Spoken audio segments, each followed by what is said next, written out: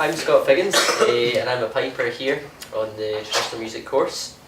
And this year, for my traditional music minor project, I've decided to research the use of bagpipes in the orchestra and some of the obstacles that you encounter when bringing pipes into the orchestra and ways to overcome these obstacles. Bringing the pipes into the orchestra has a lot of benefits. Obviously they're not an instrument traditionally associated with an orchestra. So when you have a piece with pipes in them, it's usually quite recognisable and gives that piece quite a strong sense of identity. So it is a fairly new concept. One of the lead innovators in bringing pipes into the orchestra was George McElwain, who's actually a distant relative of mine. He brought the pipes into the orchestra in 1985 in a piece called An Orkney Wedding with Sunrise. And that was seen to be quite innovative at the time and good for pushing the boat out. Okay, so at the start of the project, my stance on the project was I knew the pipes in the orchestra was a really positive step, and it was, as I was saying, it certainly helps to give each piece its own sense of identity. But I knew that it did present a number of issues, but if you manage to address these obstacles properly, then you get a really positive musical experience. So my research this year has taken two main forms, or two main routes. First of all, for the Conservatoire's Traditional Music Concert Celtic Connections this year, we had a large orchestral piece that included pipes, so that worked quite well for me. So a large part of my research has been autoethnography, a lot of reflecting upon the experiences that we've had throughout January, and then the second, also I've been looking at speaking to other pipers, renowned pipers who have a lot of experience performing in orchestras. Okay, during my talk I'll concentrate mainly on my own experiences, so this is from Celtic Connections. Okay, so this page here is dedicated mainly to that. Over the course of preparation, rehearsal, and then finally the performance of the concert, I took a lot of notes, a lot of mind maps and things like that, and basically just sort of catalogued all the things that we encountered and basically how we overcame them. Okay, so one of the big obstacles that I found was, as simple as it sounds, playing in time with the orchestra. It might sound easy, but a lot of pipers don't have much orchestral experience. They found it quite difficult.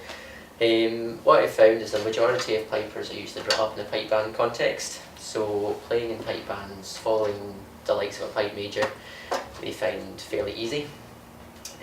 But when following the likes of a conductor, I personally find it to be a totally different ballgame. But I wouldn't say one was better than the other. I think they were just two different experiences. So obviously when you're playing the pipes, your hands are totally occupied, and the likes of a pipe major can't conduct a pipe band because his hands are occupied. So what he usually does is he'll beat his foot. So a lot of pipers tend to, when they're playing themselves, they'll follow the beat of a foot, and the sonic beat is always on when the foot hits the ground, obviously. But when following the likes of a conductor, if you imagine his swishes and like a peak and a trough, the sonic beat is always at the top of his peak. The sonic beat is always at the top here. So that took a little bit of getting used to. So and conductors usually tend to conduct ever so slightly ahead of the sonic beat. That's just to keep the music going. So what we found was we just had to, I don't know how to describe this, sorry. We just had to make sure we were always very conscious of what we were doing, and making sure to listen to what was going on around the orchestra. A technique that we found that was good for helping to play in time with the rest of the orchestra was taking careful consideration of positioning of the pipe section, making sure that we can hear certain parts of the orchestra and pay attention to maybe certain checkpoints or things like that we can hear throughout the rest of the arrangement. Okay.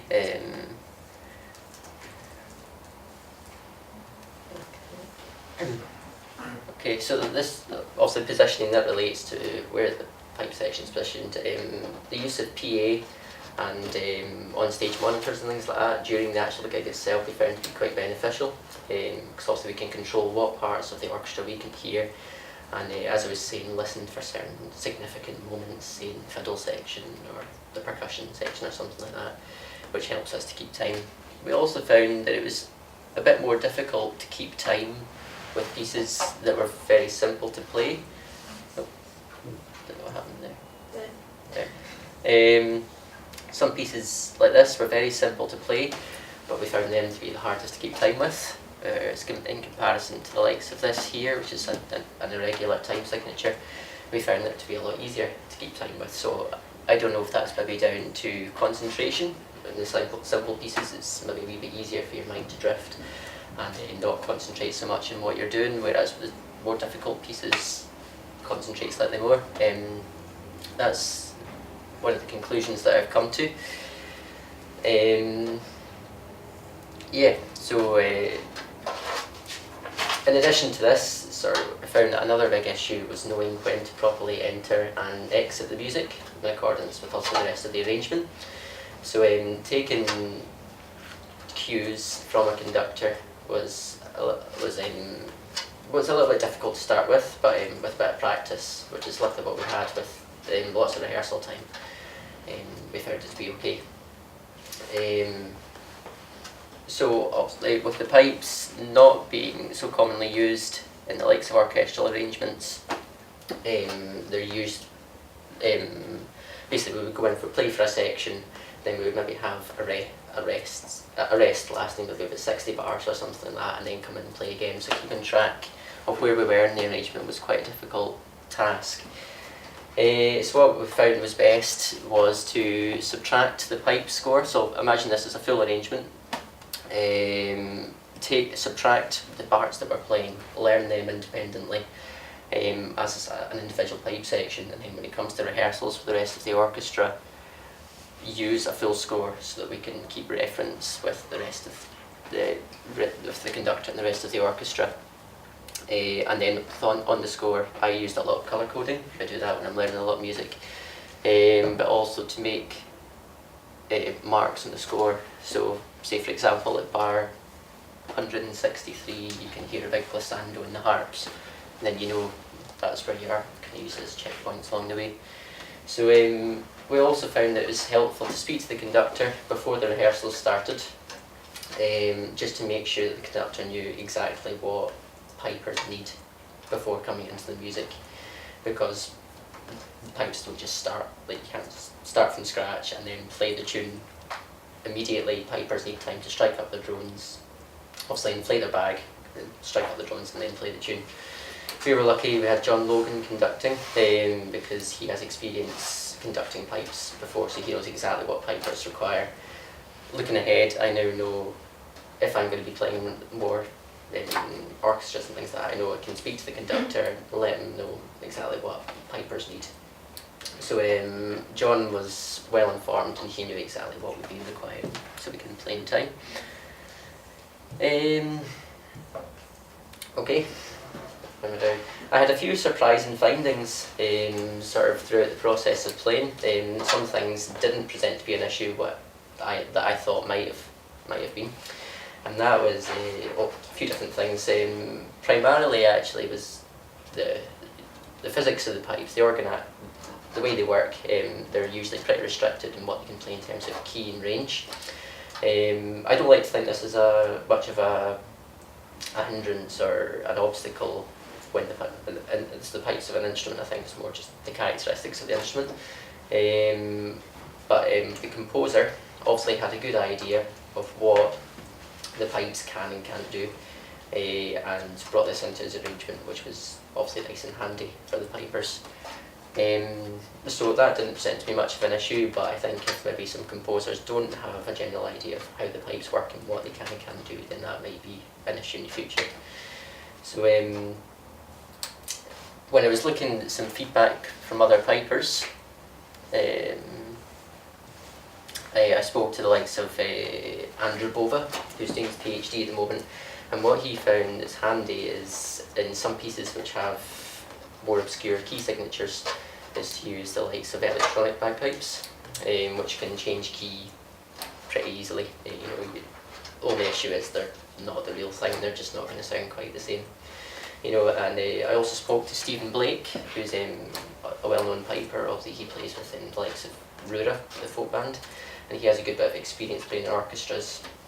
And he found that it's a very useful skill to have, is to read music in one key, transpose it on the spot, and play it in a different key, which is also a very difficult skill to master. But he's developed that skill that he can do it on the spot, which I'm quite jealous of. So certainly something that I can work towards. So speaking to the likes of these other pipers, I spoke to Finlay MacDonald, Josh, as I was saying, Andrew Bova, and Stephen Blake. I spoke to Simon McCarroll as well.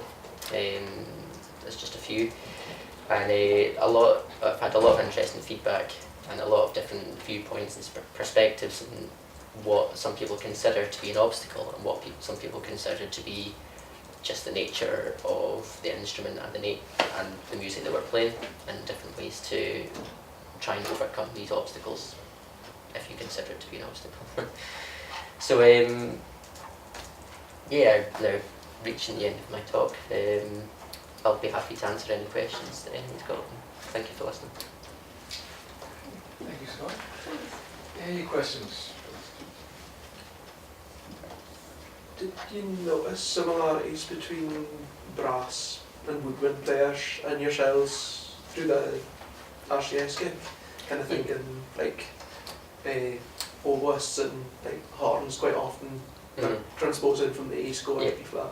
Yeah, I did find that. I think that's quite an interesting point as well. A lot of these kind of players, whether from brass or woodwind, usually are brought up playing or learning their instrument through the likes of orchestras. It's an experience, an environment, that they're used to, they're playing in. So it's something that they don't find quite so obscure when they're playing in that, But it's interesting to see that, like as you're saying, transposing and things like that. It's a skill that they're brought up to use. So I think that maybe pipers are brought up in a different sort of environment. They're learning in a different from a different perspective, learning different things and different skills. Then it's something they might be able to do a bit more easily, looking ahead to the future. Does anyone get any questions?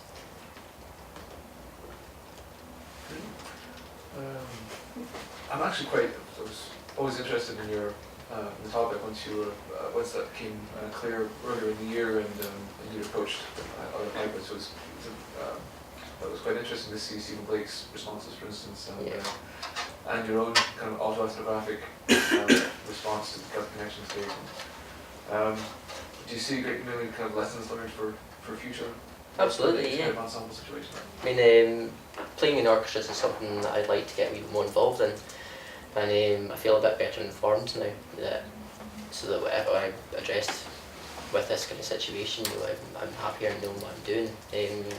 Speaking to some of the other pipers, in particular Stephen Blake and Simon McCarroll, when I sent out questionnaires to them, I sort of had a predicted response. I sort of had an idea of what I thought the general idea of their response might be, but they sort of really opened my mind. They were very different to what I was expecting them to reply, and I sort of had this idea that a lot of pipers are brought up in exactly the same way, whether it's through private teaching or pipe bands. They're brought up as pipers. But the likes of Stephen, he was saying that he's got very, very little experience actually playing in pipe bands, and he's brought up as more of a musician as opposed to a piper, and he's found that that's really benefited him when he's in these kind of situations. Sorry, I can't remember what your question is. It wasn't that detailed. Anything else? You mentioned timing, and you brought up a number of significant points about it. The other thing is pitching, because the orchestras pitch it generally at A440, some few slightly higher, but generally that's where they are. And if you look at the way the drones move in the overtone series, etc., etc., it seems to me, it depends upon how fussy you are about pitching, but most of us are quite fussy. That seems to be something, an area that you have something to say something about. The nature, obviously, of pipes, nature of the instrument, the organology of it is how they work. You know, the longer you play, generally the sharper they'll get. You know, so you could start playing at the start of rehearsal and you could try and be bang on in tune, and then by the end of the rehearsal they won't be. What we found to work best was in the Celtic Connections gig. We would have one piper who would tune to someone else in the orchestra, and that piper would make sure that they're exactly in tune, and then we would go to a separate room and the rest of the pipers would tune to that piper, as opposed to everyone trying to do it at the one time. It would just be a bit of a nightmare. So that's the technique that we found to work best.